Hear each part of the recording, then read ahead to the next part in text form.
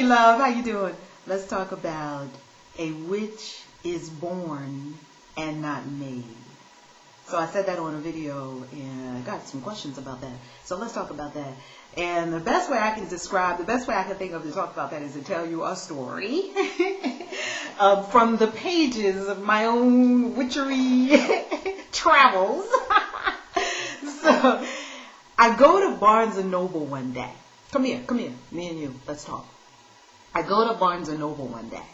And you know how when you go into Barnes and Noble, you walk around. I don't know if you do this. This is what happens to me when I go into Barnes and Noble. I go into Barnes and Noble and I go to the place where my soul is just calling me. Usually it's to maybe Christian inspiration or personal development or spiritual development or New Age. So this day it was calling me to New Age, right? So I walk and I go over to the New Age section. And there I'm standing in the New Age section and I'm looking. What is it? I know I'm looking for something. What am I looking for? And so I'm standing there and I'm looking at the books and something happens. I start rocking back and forth. Rocking back and forth. Now, I'm not rocking me. So I'm kind of used to now phenomena, let's just say, interesting happenings that happen, because when you give your body to spirit, when you give your body and your mind and your whole self over to the universe for its useful purposes, whatever those useful purposes may be, because the universe only has love as a purpose, as a reason for using any of us. So if you just turn yourself over to the use of the universe and say that prayer that Oprah says, use me, that got her pretty far. Use me. If you turn your body, turn your mind, turn your whole being, your whole self over to the greater good. Give yourself to love. Give yourself away. So when you give yourself over to the universe, it's from the inside. You give yourself to this greater, beautiful, wonderful thing that is love. Interesting things start happening with your body and your life and your mind, and a lot of different interesting things start happening. So it wasn't surprising. It wasn't surprising. So I'm rocking back and forth. I'm in Barnes and Noble rocking. And I tune in, and I know that something on the other side is rocking me. It's like a gentle hand rocking me. It wants to get my attention. I said, okay, something on the other side of the veil wants to get my attention. It's very gentle. It feels very loving. It's just like, attention. So I turn around and look behind me. Maybe that's where it's coming from. So I look behind me, and there behind me I see vampire books. Now let me talk about vampires for a minute. Me and vampires, we don't get along.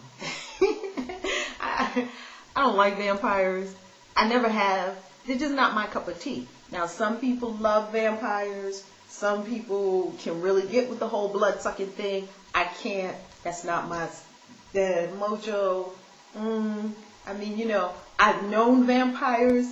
I stay away from the vampire kingdom. That's just me. So when I turned around and I looked and I saw the vampires and I checked within, like, is it that? There was nothing registering. So it wasn't that.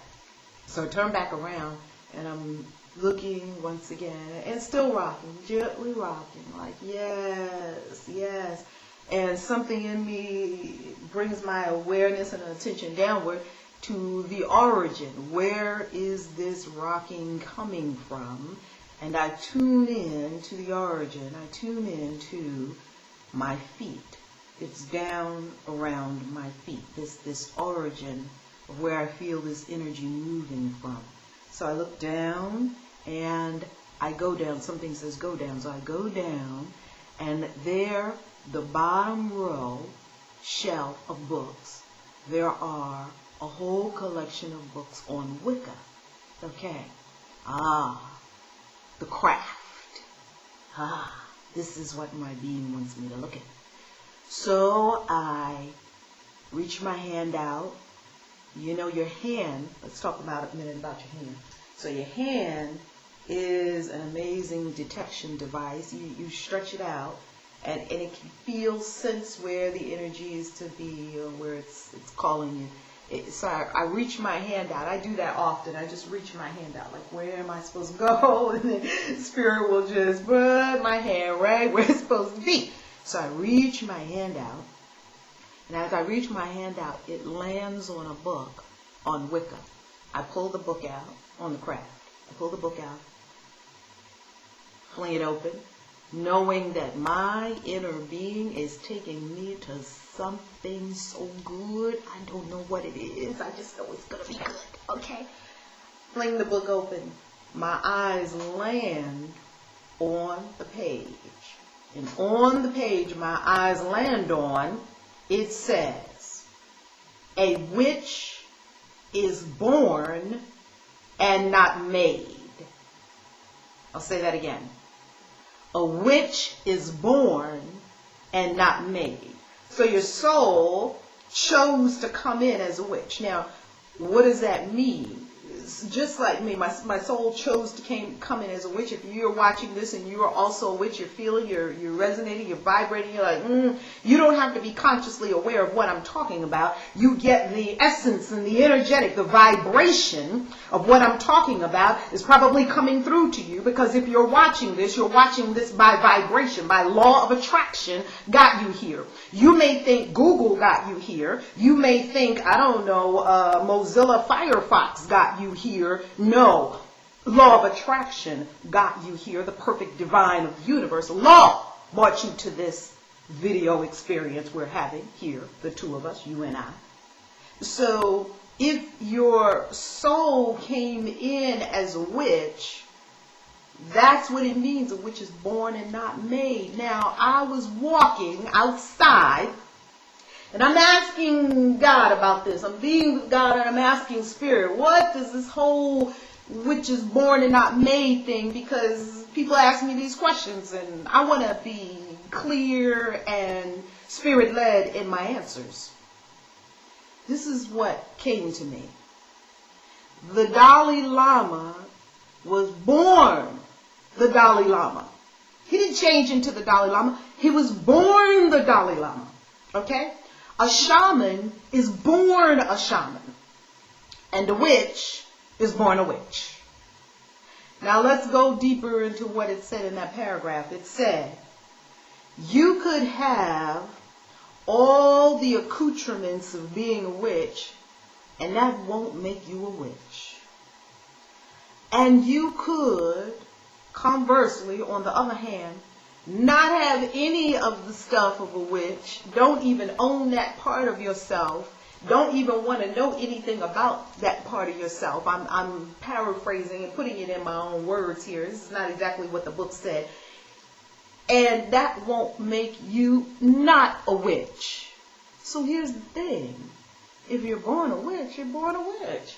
Hey, celebrate it. Do like me. Yes. Enjoy it. That took me a long time to get to this place. I'm 50 years old, okay? So, and I'm practicing some of the alchemy of Saint Germain to be able to retain youthfulness. Yes, that's magic. That is magic. To be able to retain youthfulness and vitality and feeling good. That's magic. And you too can master that. You can master it. If you're watching this, you can master that. So my soul came in as a witch. I was not always happy with that. For a while, I was completely not okay with it. Well, for a while, when I was little, I was aware that I could see things and know things. One of the biggest things my mother and her friends used to say, stop staring at people, because my eyes could look and see everything. My eyes could look and see everything. And what I was seeing wasn't what the people were putting forth. It wasn't what they were saying. It wasn't what they were wanting us to believe the way they are. My eyes saw how people really were. And I think they knew I was 8 years old And people didn't want me to look at them, because I would just look at them. And my mother used to say, stop staring at people. But I wasn't staring. I was observing. I thought I was observing. It must have been coming across as staring. Staring's not polite. Don't do that. So, yeah, that's what it means. A witch is born and not made. And you know if you were born a witch. And if you were not born a witch, that's okay too. Because guess what? Anybody can learn to practice magic. Maybe you were born a shaman. Or maybe you were born to be the Pope. I don't know. I wasn't born to be the Pope. But the men that have been popes, they were born to be popes. And the lady pope that we had, that nobody knew that she was a lady until she fell out and she was pregnant and she passed out, and then they cut off her head or whatever they did. That was the story. She was born to be the Pope. Some people come in as saints like Mother Teresa. Some people come in as witches like me, practicing magic and the craft. Some come in as shamans, healers. We all come in our respective ways. Embrace it, how you came in, and use it, hone into it. Never, never, never reject those aspects of yourself. Never reject how you came in and why you came in. Because your soul had a very, very good reason for bringing you in as a witch. Your soul had a very good reason for bringing you in as a witch. This morning I was coaching the Elite 11 coaching group that I do on Monday mornings at 5 a.m. And in the Elite 11, I said, I think my soul played like a practical joke on me, because it came in as a witch. And I came in as a witch before. And I was burned at the stake. And I came in as a magician before. I wasn't a witch in that instance. I was a magician. And as a magician, I was practicing ceremonial magic. And I got killed by a demon. That was one of my other incarnations. And I came in before in ancient Babylon, and I was doing the stuff that's in that book, the Necronomicon. That's the incarnation where I got killed by a demon. The physicality. Of course, not the soul. The immortal part of you can't never die. It was just the physicality. I've given up this physicality, or not this particular physicality, the one I'm in now. I've given up a physicality for magic many times before. So my soul is wanting to perfect it as a means to enlightenment, as a means to being one with the Father, so that my soul can say, I and the Father are one. Because after all, we are Christian witches, aren't we? We love Jesus Christ, and we love our wands too. And guess what? You can do that, boo. You can do that. And don't let anybody tell you you can't. Because I'm giving you complete and total permission to do it. If that's what your soul is calling you to do, there's your permission. I love you. And I pray that whatever you were born as, however your soul came in, that you embrace it, you love it, you honor it, you live it, you breathe it, you walk it with authenticity every day of your life.